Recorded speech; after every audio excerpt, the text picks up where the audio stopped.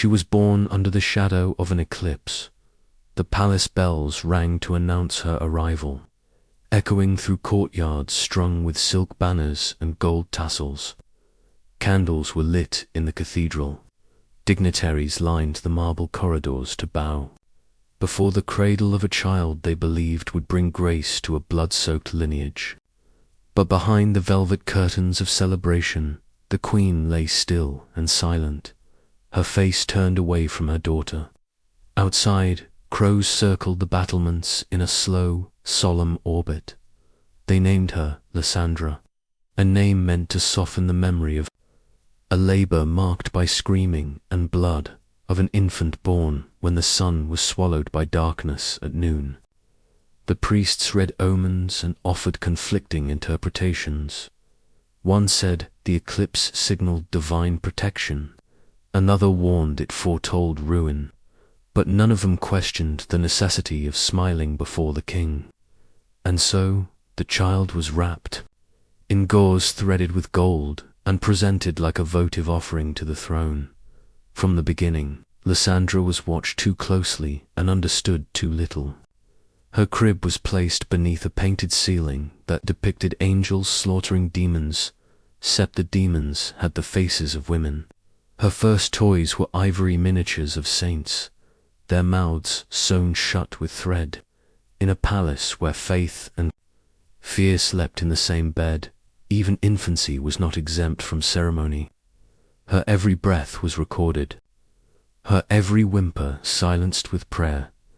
The dynasty into which she was born had ruled for 4 generations, and it ruled not by mercy but by memory. Every tapestry, every corridor, every whispered legend reminded the child that her blood came from conquerors.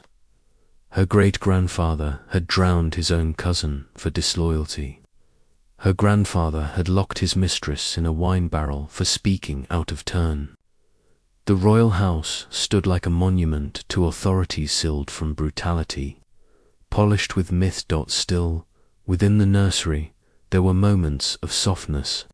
An old nurse with trembling hands sang songs in a forgotten tongue. A cat slept at the foot of her bed. In the rare moments her mother visited, she would bring perfume-soaked handkerchiefs and lay them silently near the child's pillow, as if trying to mask some unseen stench. These visits were brief, the queen often left in tears. No one explained why. From an early age, Lysandra noticed things others pretended not to see. The way the walls of her wing were colder than the rest of the palace. The way her birthday was never celebrated in public. The way the midwives would glance nervously at the floor whenever her name was spoken. She noticed how servants bowed more deeply to her brothers, how they avoided meeting her eyes. There was no malicently fear, and fear, she would learn, was heavier than hatred as she grew. So did the unspoken rules that hemmed her life like invisible wires. She could not wear red. She could not be seen eating meat. She could not speak unless addressed. And above all, she could never be alone with a man, even her own cousins. Her body was a vessel, and vessels were meant to be sealed. The irony was lost on no one. In a world where men could kill, lie, and betray with impunity, it was the quiet bleeding of a girl that terrified the kingdom most. Still, the court smiled. Painted smiles, coiffed hair, perfumed gowns. Behind closed doors, they whispered. They spoke of the girl born beneath the black sun. They debated whether she should be cloistered or married off quickly. The astrologers gave conflicting reports. The priests bickered over doctrine, and the king, her father, said little at all.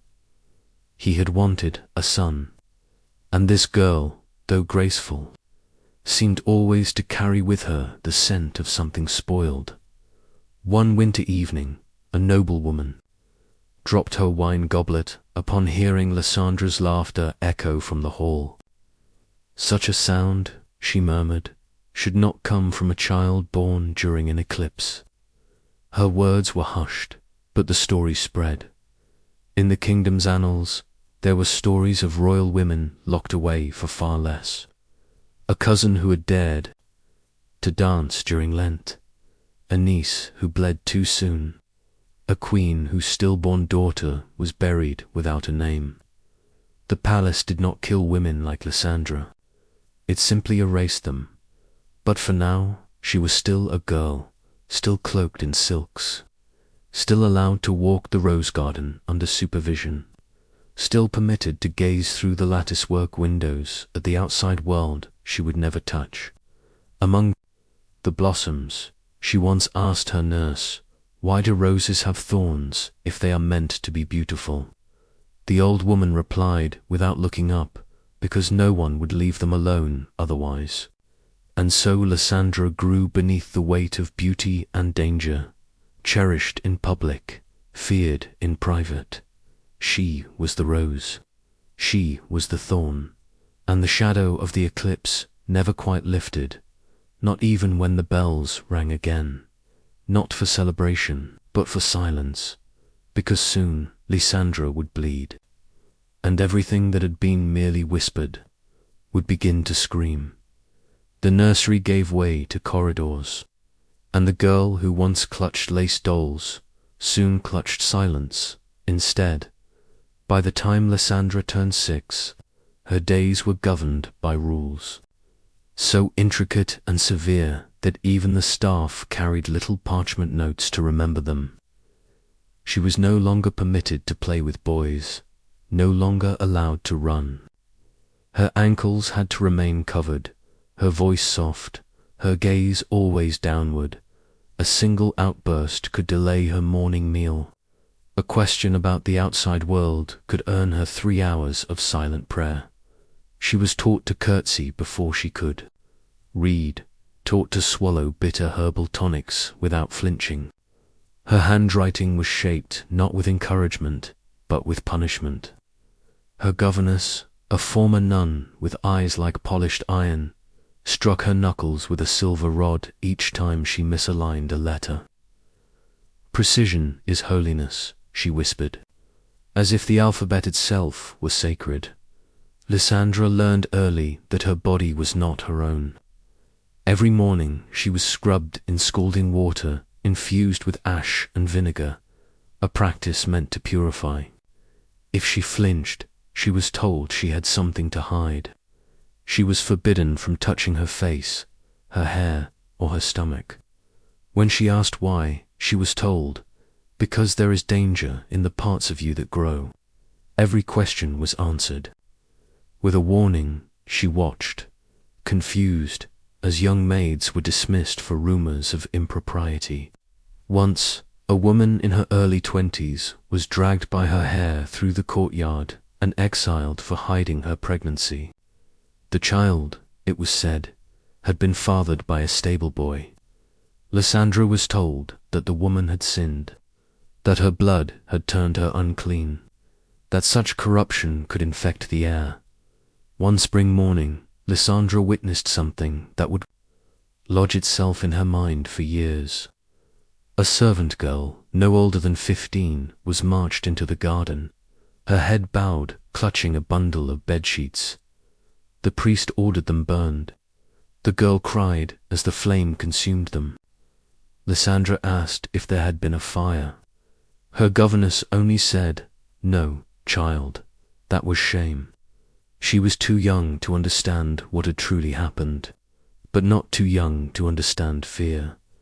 While her brothers were fitted for swords and studied maps of distant lands, Lysandra was fitted for corsets. Her days were filled with embroidery, religious lessons, and posture correction. She was taught how to smile without showing teeth, how to sit without creasing a skirt, how to disappear without leaving the room. There were moments of small rebellion. In the quietest hour of night, she would hide beneath her bed with a stolen candle and trace patterns on the stone floor with coal. Sometimes she would repeat strange words she overheard from foreign ambassadors, tasting their sharpness like forbidden fruit. But even these acts felt dangerous. not because they were truly wrong, but because they reminded her she was still alive. She began to keep secrets from the staff, from her tutors, from the priests. Her mind sharpened in the shadows. She read medical texts hidden beneath hymns, memorized maps stitched into tapestries, and listened at keyholes for names no one dared speak aloud. In silence, she learned everything about the world she was barred from, but the more she learned, the less she belonged. The palace became a place of performance. One wrong movement, one unexpected sound could mean disgrace. She understood that now. The Queen Mother, though rarely seen, was said to have once exiled a cousin simply for laughing during a funeral. Lysandra studied these stories as if they were scripture, not to revere them, but to survive them. Her father, the king, remained a distant presence. He visited her perhaps once a year, offering stiff praise and formal smiles. Once, he brought her a pearl brooch and called her a delicate emblem of the throne. She wore it once, then buried it in the garden. Even affection was suspect. Her affection, most of all. Even affection was suspect. Her affection, most of all. The older she grew, the more her governess watched her, not for learning, but for deviation. If she stared too long at a painting, she was asked whether it gave her restless thoughts. If she slept too long, she was accused of sloth. If she looked too long at the sky, she was told to lower her eyes and pray. Imagination, the priest once told her, is the first step toward sin. So she hid her thoughts the way others hid bruises in a palace that spoke endlessly of virtue. Virtue itself became indistinguishable from obedience. Her worth was not in her mind, or even her manners, but in her stillness, her purity, her capacity to suffer beautifully. As her body began its slow transformation toward womanhood, the fear in the eyes of her caretakers grew. They spoke to her less, touched her less, as if the very sight of her might ignite scandal in the great halls. Her brothers laughed with tutors, planned hunting trips, and discussed war games with visiting dignitaries. Lysandra watched from behind a lattice screen, a pale face in a carved frame. A daughter of power, permitted to witness, but never to speak. The day she turned 11, a wax-sealed letter arrived from the Queen Mother's chamberlain. It was not opened in front of her, but after it arrived, all her dresses were changed to darker colors. Her mirror was removed, and her morning bath began with a whispered prayer. No one explained, they never did. She was growing, and with that growth came danger, not to herself, but to the family that bore her name. And so Lysandra moved more quietly, thought more deeply, and smiled less in the kingdom's golden halls. She had learned a truth beneath all the rules. Girls were not born to be loved, they were born to be hidden, and Lysandra was learning to vanish before she was even seen. Beyond the cold stone walls of the palace, the kingdom churned with contradictions. On paper, it was a golden realm, an empire of silver mines, merchant fleets, and devout cathedrals. Its banners flew high from coastal towers to inland monasteries, each stitched with lions and saints, soaked in centuries of conquest. But gold, when hoarded too long, begins to rot. And beneath the glinting surface of crown and court, a different world festered, one of hunger, disease, and whispered superstitions. The capital's streets ran thick with mud and waste. Rats scurried beneath butcher stalls. Mothers scrubbed blood from linen in freezing fountains, only to have their hands swell and blacken with infection. The poor lined up at monastery doors for scraps of bread if they were deemed pious enough to deserve them. And all the while, nobles dined beneath frescoed ceilings, sipping imported wine as the wind outside carried the stench of 1,000 unburied sorrows. Within the court, the illusion was maintained with desperate fervor. Perfume masked decay, prayer masked guilt, beauty masked cruelty. Officials commissioned operas about divine order while quietly bribing plague doctors to treat their mistresses. Bishops gave sermons on virtue before visiting brothels that operated in palace cellars. Truth was inconvenient. Cleanliness impossible. Morality negotiable except for one thing: a woman's body. That was the one domain where strictness reigned. To be born female in this kingdom was to be born into suspicion. From infancy, girls were watched for signs of deviation. A wandering eye, a sudden laugh, a late-night coffeech could trigger concern. But above all, nothing inspired more dread than blood. Not the blood of war, or execution, or childbirth. No, it was the monthly blood of women that drew the harshest fear. In taverns and cathedrals alike, people spoke of it in hushed tones. The curse, the monthly rot, the devil's ink. Midwives burned used cloths before dawn. Superstitions flourished like mold. It was believed that milk soured if a woman touched it, that crops failed if she stepped on them, that animals miscarried if she came near. Even the court physicians, educated men with foreign degrees, avoided treating women during their cycles. To touch unclean blood, they said, was to risk madness. This fear was not personal. It was structural, enshrined in law, rooted in centuries of doctrine that declared women spiritually inferior, physically weak, and morally volatile. Royal daughters were its greatest victims. Their bodies, linked to bloodlines and treaties, were considered too valuable to risk natural unpredictability. A single scandalous stain, a whisper, a rumor could break a betrothal and unravel alliances built over generations. Lysandra lived at the heart of this gilded dread. Though confined, her future had been calculated down to the last breath. She was to be married off by 15, ideally to a foreign prince who would secure the kingdom's trade routes. Her dowry was being negotiated by men she'd never met. And though she had not yet been told, her entire education had been constructed with one goal: to make her disappear into the background of another court without offense, blemish, or history. But even as the plans advanced, time moved against them. The empire was aging. Its borders stretched too far. Its nobles squabbled. Pirates raided southern ports. Crops failed. And the people, restless and starving, began to turn to older explanations. They did not blame policy. They blamed impurity. They blamed deviation. They blamed women. And the court, eager for distraction, gave them targets. Public punishments became more common.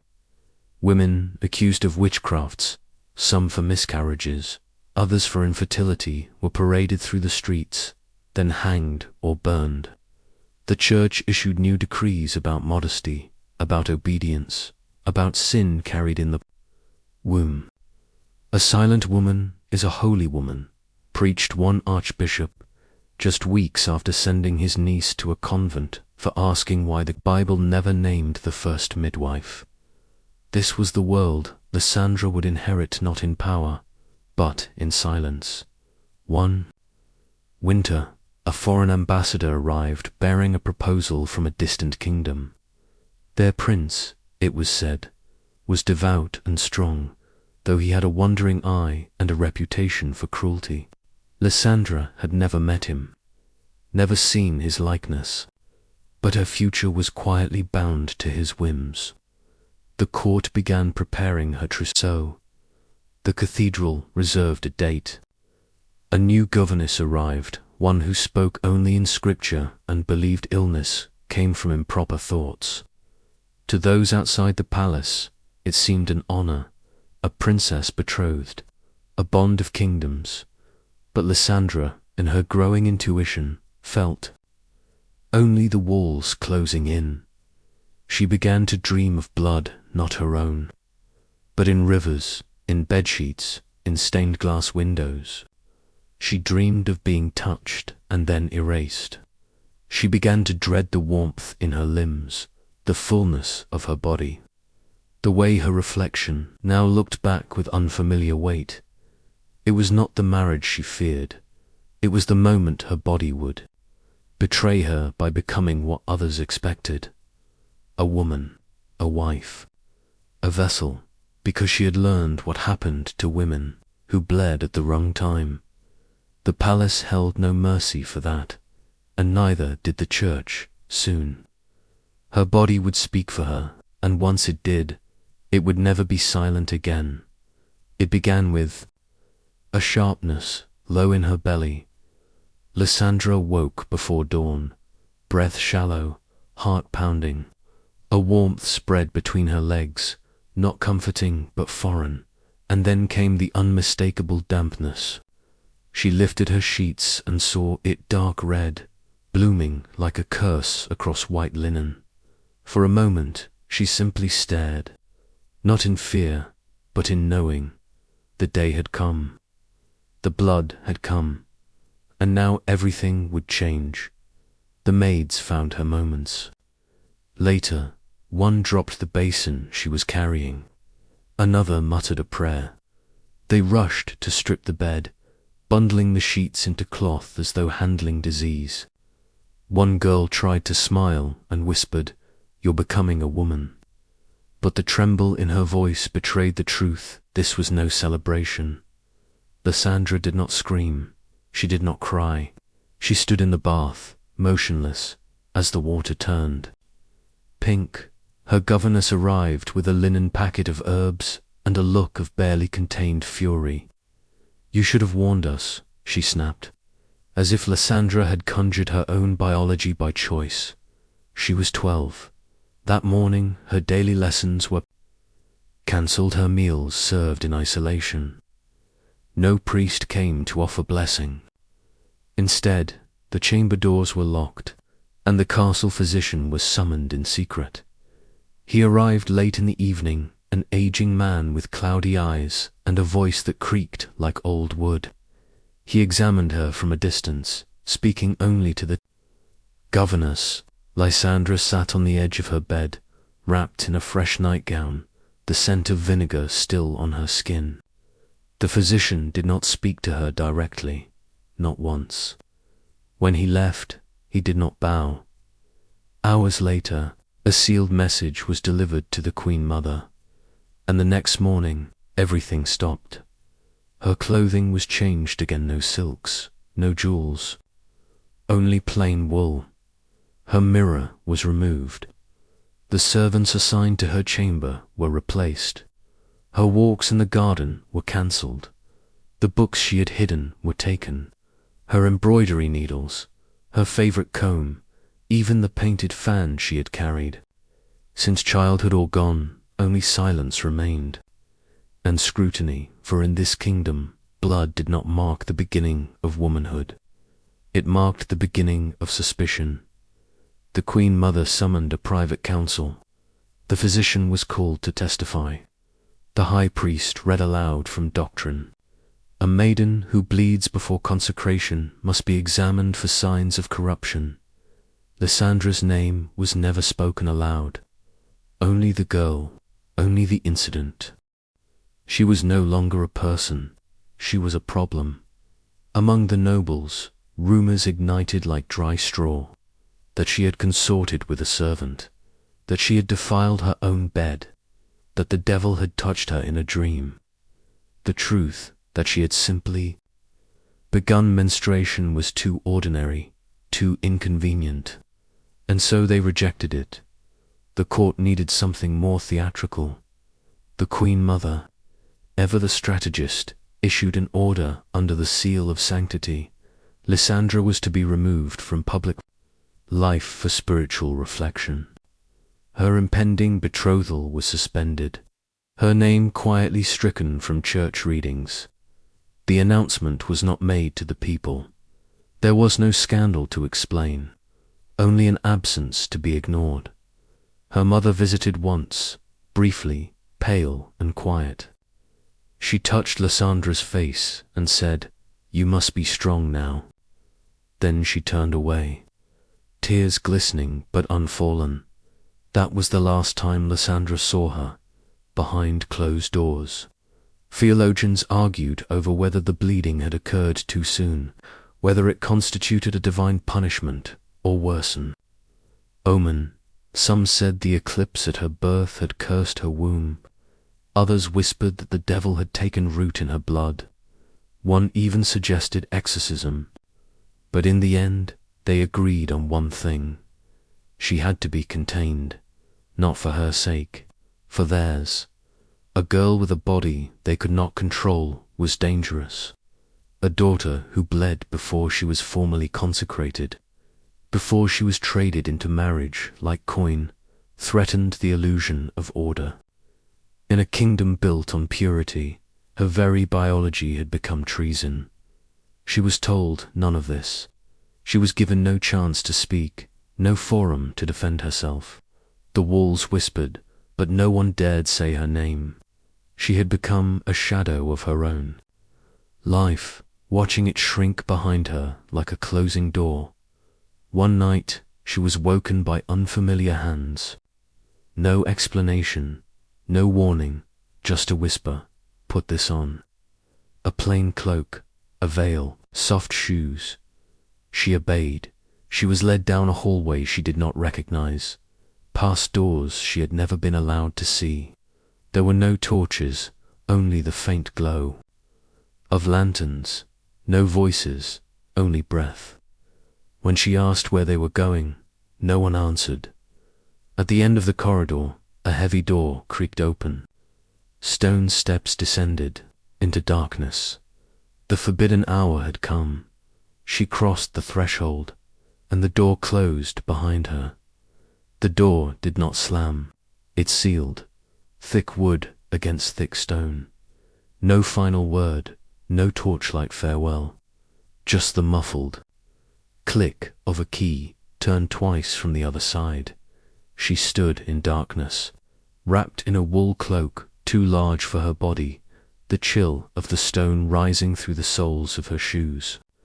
The silence was not emptiness, was present, heavy, waiting, watchful. Then a lantern flickered to life, and she saw it, her new world. A room, small, bare, one narrow window so high it could only admit slanted light, a cot with no canopy, a basin of water, a pitcher of stale bread and dried apples, a chair and nothing else, no books, no mirrors, no names spoken aloud. This was not a prison, they said. This was containment, a spiritual precaution, a place for reflection. But no prayers were offered, no priest came. The only visitor was a silent servant who brought food once a day and never met her eyes. Lysandra was 12. At first, she tried to follow the rhythms she had known, rising early, reciting hymns, tracing embroidery patterns into the rough fabric of her blanket. She combed her hair with her fingers. She whispered conversations to imaginary courtiers and stitched new gowns from memory with invisible thread. But as the days lengthened and her body settled into its new, cyclical pain, her thoughts became jagged. What day was it? Was it morning or dusk? She couldn't tell. The window gave only light, never time. She scratched a calendar into the wall with the edge of a spoon, but soon the days blurred. The servants sometimes came late, sometimes early. The bread sometimes mouldy, sometimes warm. She lost track. Her spoon disappeared. Her scratches faded. She stopped trying. Sometimes she heard footsteps beyond the door, sometimes nothing for hours or days. The silence grew louder than any sound. She sang to herself, fat first lullabies, then prayers, then nonsense. Her voice echoed back. It didn't sound like her own. She tried to remember faces, her nurse, her brothers, her mother, but the details slipped away. How tall was her father? What color were her mother's eyes? Had anyone ever called her beautiful? She remembered a rose garden. She remembered laughter. She remembered the perfume her mother left beside her pillow. But when she tried to recall the scent, she couldn't. The memory felt like something submerged in water, visible, but unreachable. Sometimes she spoke aloud, hoping to summon memory, but her voice cracked, dry from disuse. The air was thick, with dust and old breath.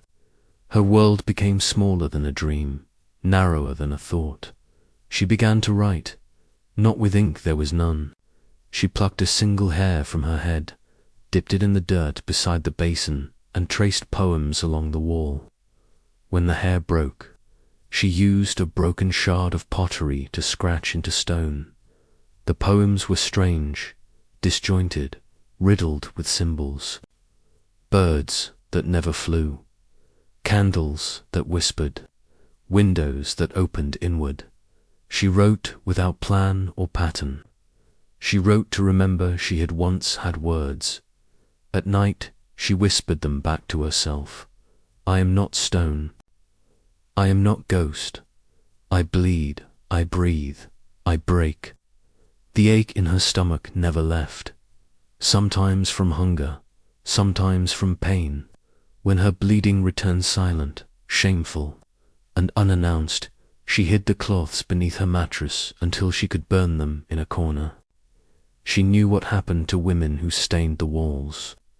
She knew her body had become a crime. One day, a note appeared beneath her bread. No signature, just one sentence, scrawled in faint ink. You are not alone. Her hands trembled as she read. She clutched it to her chest like scripture. The next day, it was gone, replaced with silence, replaced with absence. She searched for another note. None came. Was it real? A kindness? A trick? She stopped sleeping deeply after that.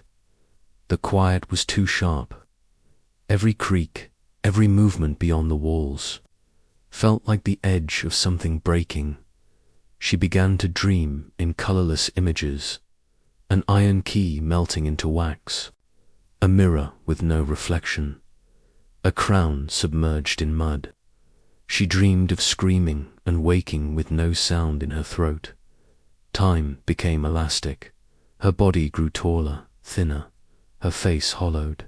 She marked her height on the wall in uneven lines, watched it rise, then stop. Her fingernails grew long, her hair longer. She plaited it for comfort, then unplaited it in frustration. Once, she hacked it off with a broken tile and left it in a circle around the basin. Like an offering no one noticed. Sometimes she imagined the court still carried on balls, feasts, whispered scandal. Perhaps they told guests she had been sent to a distant convent, or married off in secret, or simply never existed. Maybe, in some version of history, she had always been invisible. Yet she breathed, she remembered. She existed in the shadows of the palace, like a locked room in a forgotten wing-still part of the structure, but never opened. Years passed, or maybe days, or maybe nothing. The girl who had once studied scripture and song now traced her own ribs and counted her vertebrae. She spoke to the light on the wall, calling it her sister. She composed verses for the dust motes. She gave names to the cracks in the stone. She smiled when she bled, because it meant her body still defied erasure. And though no one said her name and no one answered her cries, she scratched one final line above her cot. I was here. And I waited. Outside her door, life moved on. Court announcements, royal marriages, births and burials. Inside she had become something else. Not a princess, not a prisoner, a presence, entombed in silence, still breathing, still waiting to be. Remembered, whispers do not die behind palace walls. They crawl, they fester, they mutate. Long after Lysandra was locked away, her name lingered like a shadow at the edge of courtly speech, never said, only implied. The eldest daughter, the mistake, the silent one. Some claimed she had taken ill and been sent to a cloister. Others muttered of madness, witchcraft, a shameful deformity kept hidden from foreign eyes. No explanation satisfied. But no one dared to ask too loudly. Not when the queen refused to speak of her, not when the king grew gaunt and silent in her. Absence not when, on certain nights, a servant would be found weeping in a corridor without remembering why. A sickness bloomed in the palace not of the body, but of the air. Chandeliers creaked in stillness. Dogs whimpered at nothing. Tapestries fluttered when there was no wind. Young pages grew pale, and ladies-in-waiting crossed themselves when passing the disused wing. The room was never officially sealed, but no one entered it. The king aged rapidly. Once hale and fierce, he grew sallow and withdrawn. He forgot names. He lost time. He wandered into the throne room at midnight, asking for his daughter's lullaby. When courtiers tried to distract him with music or wine, he waved them off with a bitter smile and said only, "She is not gone. She is beneath us." The queen, once stately and composed, began to dream of locked doors and the sound of scratching. When she slept, her hands moved in prayer even in her dreams. She awoke with bruises on her palms. Then came the deaths. A tutor collapsed mid-lesson. A steward fell down the stairs, his mouth twisted as if he'd screamed for hours. A foreign envoy died in his sleep, his body found frozen stiff, though the hearth had burned all night. The palace. Physicians spoke in euphemisms, heart weakness, bad humors, sudden ague. But everyone knew the curse had begun. Still, no one mentioned her name, not aloud. Superstition grew teeth. No girls were born to the royal house for a decade. When one was, she died within a week. The cradle was found empty one morning, no blood. No tracks, no sound, just a cold indentation and a single word carved into the wood: wait. Ministers advised burning the old wing. Priests conducted rites at dawn. Candles were left at the threshold. Nothing worked. The door stayed shut, and behind it something lived. One day, a boy crept to the edge of the forbidden corridor. A prince, not much older than she had been when she disappeared. Curious, untouched by the fear that gripped his elders. He reached for the doorknob. He never spoke again. He lived, but he never uttered a sound. Not a cry, not a word. Just stared at walls as though they could open. After that, the whispers changed. She had not died, they said. She had become something else. Something that watched, that waited, that remembered. A memory buried alive. A daughter denied breath, now breathing beneath the stone of the kingdom itself. And still court continued. Balls were thrown, alliances made, new portraits hung, but no painting included her. No chronicler wrote her name. The story was pruned, her branch severed from the tree. But history is not so easily edited. The queen began hearing a song, faint, rhythmic, familiar, a nursery rhyme, one she had hummed while brushing a child's hair. She heard it in her chambers, in the chapel, in the silence between bells. She covered her ears. It did not stop. The king refused sleep entirely. He muttered of locked rooms and red shadows, of breathing walls and eyes behind the mirrors. His final edict before he died was never enforced, because it was incoherent. "Let her speak," he whispered. "Let the silence answer." Then, one winter morning, the high window of the locked room showed light no more. A storm had shattered it. Snow dusted the floor, and a single set of footprints, bare, small, precise, led from the cot to the door. The door was still locked. The servant who brought meals dropped the tray and fled, screaming. Inside the room, the bed was empty, the basin dry, the wall where she had written her poems scraped clean, as though something had clawed it smooth. The last word visible was etched deep below the others: "Remember." And so, though the court still denies her, and the royal records speak only of 3 children, ever for the halls remember. The stones creak in the shape of her name. The air grows colder in her corridor. No portraits hang in the west wing. They say if you stand outside the door at midnight and speak nothing, you'll hear her breathing back. And if you whisper your own name just once, you'll hear hers whispered in return, softly, clearly, from within the stone. The wing of the castle that held her was sealed with neither ceremony nor sorrow. No guards, no torch, just the soft slide of a rusted bolt and silence. Outside, seasons marched past stone like ghosts through glass. Inside, she waited. At first, time moved with painful clarity. She marked each morning by the shift in light that bled through a slit of a window barely wider than her wrist. She braided her hair. She folded linens she would never use. She whispered prayers to saints who had long stopped listening. Then days unraveled into abstractions.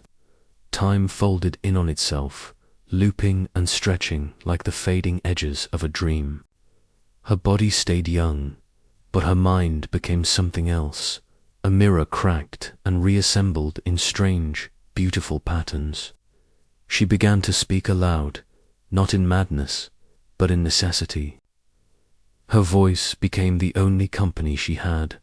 Her companions became shadows on the wall, flickers from her single candle, the drip of water in the far corner.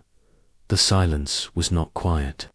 It breathed, it pressed, and in it she began to write. There was no paper, no ink, but there were pins, forgotten in a hem. There were shards of tile broken from the floor. There was blood, always blood. She etched words into the stone walls, poetry, thoughts, fragments of memory, and letters no one would read. Her hands blistered, her nails cracked, but the words kept coming. They were her only way of confirming she still existed. Today I remembered snow. They say a woman is silence made flesh. I am a body without mirrors. I forget the shape of my face. I miss the sound of my name. She wrote lullabies from memory, recited scripture backward to confuse the silence, spoke to the moon when it appeared like a pale god behind. Stained glass, she began naming things that had no names, the way the dust fell in the evening, the hum that lived in the stone, the feeling of hair brushing the back of her neck when no one was behind her, and sometimes, in that deep and timeless night, she would laugh. The staff who worked in the castle's lower wings began to whisper. They'd hear it, faint weeping in the hours before dawn, then singing strange melodies in a forgotten dialect. Footsteps where no footsteps should be. On one storm-heavy night, a servant swore she saw candlelight flicker behind a wall that no longer had a door. The stories began. Some said the princess had died long ago and haunted the place, walking barefoot in royal silks, weeping tears of ink. Others believed she lived still, mad and withered, kept barely alive on bowls of broth slid under the door once a day. A few dared speak of her aloud, called her the quiet lady or the rose without thorns. Children born within the palace learned to avoid that wing, even if they didn't know why. Animals refused to enter. Candles blew out without wind. The air was colder there, and yet, behind the stone, she remained, not dead, not mad, not well, just there, in her mind, she lived many lives. She walked sunlit gardens, touched by hands that were kind. She stood on balconies and spoke with power. She kissed the forehead of a child who never existed. She danced barefoot under rain. She argued with her brothers, won. She learned to read stars. She wore red without shame. In her visions, the world was not what it had been. It was what it should have been, but then the visions would fade, and she would return to her room of stone and whispers. The walls were now covered in her writing, desperate, furious, beautiful. A tapestry of a soul unraveling and reweaving itself in inkless words. Some were prayers, others were curses. One simply read, "They tried to forget me. I will not let them." When food was missed, as it often was, she survived on stale air and fragments of memory. Hunger sharpened her hallucinations. One night, she spoke for hours to a portrait that didn't exist. Another, she swore her mother's voice came through the cracks, weeping. Another, she recited all the saints alphabetically, inventing new names where memory failed. She wrote her name on the wall 27 times, each smaller than the last. She feared forgetting it. She feared forgetting herself.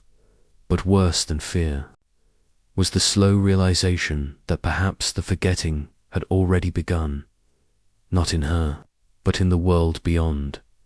No one came. The stone walls thickened. The dust grew heavier. Her voice, once a symphony of defiance, began to fray into lullabies and half-formed thoughts. Her writing grew shakier, her messages more cryptic. One said, "There is a crack in the wall. Through it, I hear the world. But the world does not hear me." The princess who had once walked in silk, now curled against bare stone, wrapped in torn fabric, still whispering poems to the dark, and the castle stood, tall, beautiful, cruel. Outside festivals returned. Monarchs died and were replaced. Wars began and ended. Children were born who never knew her name. The silence she was buried in became tradition, a chapter skipped, a question never asked. But behind the wall, the whispers endured, and one day they would be heard again. The year was irrelevant. Seasons had come and gone, their passage unnoticed by those who had long since stopped counting. The wing was meant to remain sealed, an architectural omission in blueprints, a blank space where history once beat like a heart. But time is a careless archivist, and rot has a way of unsettling secrets. The renovations began with a crack in the outer wall, an innocuous fracture in old stone that drew the attention of masons and labourers. They arrived with chisels and hammers, their boots echoing across a corridor that had not known footsteps in years. Dust lay thick as velvet. Cobwebs hung like funeral drapes. As they approached the far end, they found something unexpected. Locked door with no key, reinforced with rusted iron and crowned by a faded royal seal. At first, they hesitated. Doors sealed by monarchs were not meant to be opened by common hands. But the foreman, driven by practicality, not reverence, gave the order. The hinges screamed as the door was forced open, as if protesting the daylight, and then silence.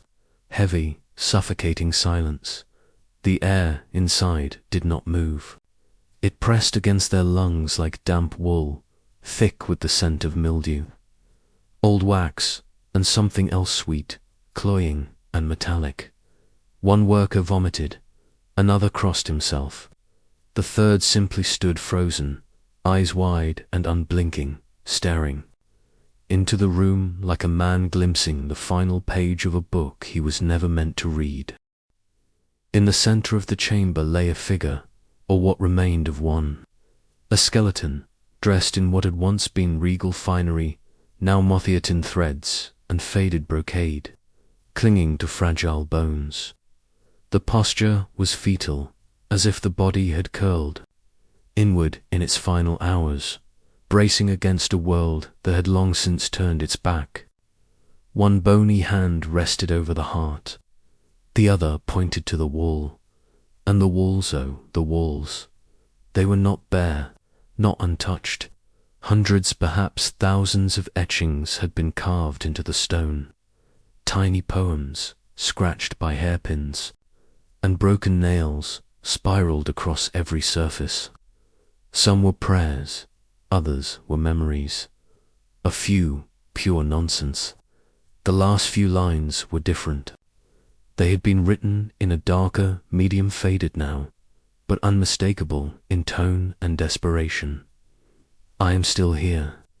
A final defiance, or perhaps a plea, or perhaps both.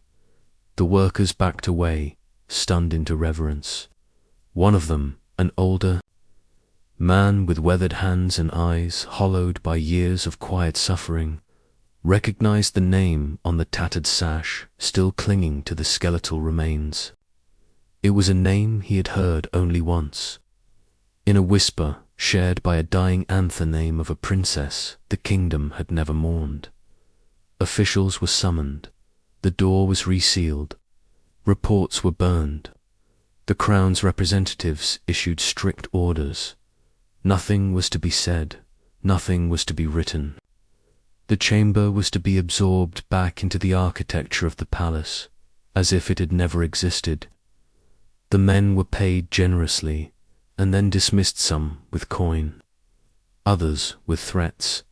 But secrets, like mold, do not die in the dark. They ferment. They spread. The older worker, the one who had recognized the name, did not stay silent. Not entirely. He told the story once to a child who asked why the east wing of the palace never opened its shutters. He told it again, years later, to a priest who came to administer last rites. And with each telling, the story changed not in truth, but in tone. It became less a confession and more a reckoning. No one could explain why the air in the sealed chamber remained so dense, even decades later, or why candles lit near that wing refused to stay alight, or why servants claimed to hear a lullaby, barely audible, drifting through the stone like smoke. One noblewoman claimed she saw words bleeding through the paint in her guest chamber, a verse in a hand too delicate for ink. Another, less fortunate, was found collapsed in the hallway after claiming to see a girl in royal garb standing at the end of the corridor, mouth open, eyes hollow. The palace denied it all, but the story had already taken root, first in whispers, then in ink. A minor historian in a provincial archive stumbled upon fragmented letters written by a forgotten maidservant, describing a girl locked away for her cursed blood. A scholar cross-referenced court records and noticed a suspicious omission.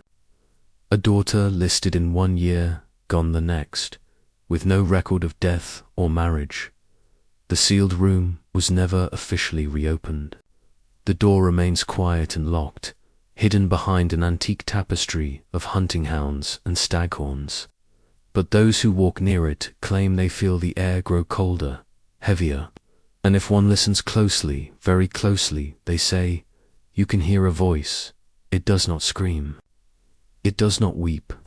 It only whispers, over and over, I am still here. History is merciless. It forgets with precision, catalogues with bias, and speaks most loudly about the victors. But sometimes only, sometimes it leaves behind a splinter, a sliver of something buried but unfinished. That sliver becomes legend. They say she died whispering poetry to the stone, that her final breath left behind a curse that stains the walls, that no queen has conceived a daughter since, that those who dream of her face are doomed to madness. No two versions of the story are the same, but all agree on one thing. A girl was buried alive, not beneath the ground, but inside memory. The sealed room became a pilgrimage for palace staff, then for radicals and mystics. One early poet, a gaunt man, exiled for sedition, claimed her verses came to him in fevered dreams. He copied her words, line for line, not knowing they'd been carved decades before by hands bloodied and broken. His published work would ignite a quiet fire of rebellion, one that sang of daughters devoured by thrones and mothers erased by dynasties. She became an icon for those who had none. Her name invoked in secret gatherings, painted onto alley walls, murmured by girls too clever for their own good. Some saw her as a ghost, others a saint. Still others believed she was a fabrication, a warning tale invented to frighten noble daughters into obedience. But the sealed room was real, the door was real, and the stories, however fractured, refused to die. In later centuries, scholars argued over her existence. Was she truly royal? Was she mad? Was she merely an unlucky servant whose bones were dressed in theatre to hide a more ordinary crime? But the poetry those aching fragments etched into stone spoke of someone articulate, someone watching, someone forgotten but not silenced. The contradictions only added to her gravity. Paintings of her imagined, from whispers, an invention began to appear in salons and private collections. Always the same, a girl with haunted eyes, one hand outstretched, the other pressed to her chest. Variations emerged. In some, she weeps. In others, she burns. In all, she is alone, and still. Her final words echo, etched into the wall, not just of stone, but of story. I am still here, a statement, a haunting, a prophecy. Whether she was mad or martyred, real or invented, her presence endures in a way history cannot quite explain, because perhaps some truths are too terrifying to document. Perhaps the crown feared not her body, but her voice. Perhaps they still do, and so she remains not in statues, nor scrolls, nor ceremony, but in dust, in rumor, in the dreams of those who wonder what becomes of a girl born into silence, who dares to speak back.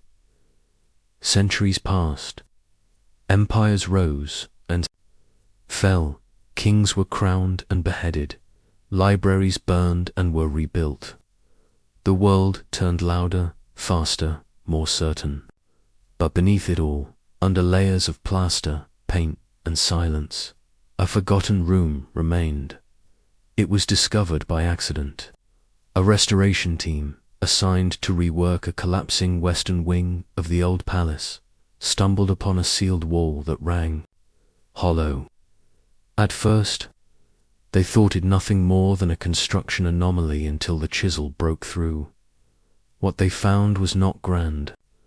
No throne, no jewels, just a narrow cell. The air was stale, laced with something like soot and old wax. The walls were scratched in a language half lost, charcoal symbols, jagged lines, a name repeated in patterns like a heartbeat. A pile of bones hunched in the corner. And on the far wall, etched in trembling strokes, "If I am not remembered, I will not have died." There was no official explanation, no documentation in royal ledgers. The records from that reign had gaps, intentional ones. A missing daughter.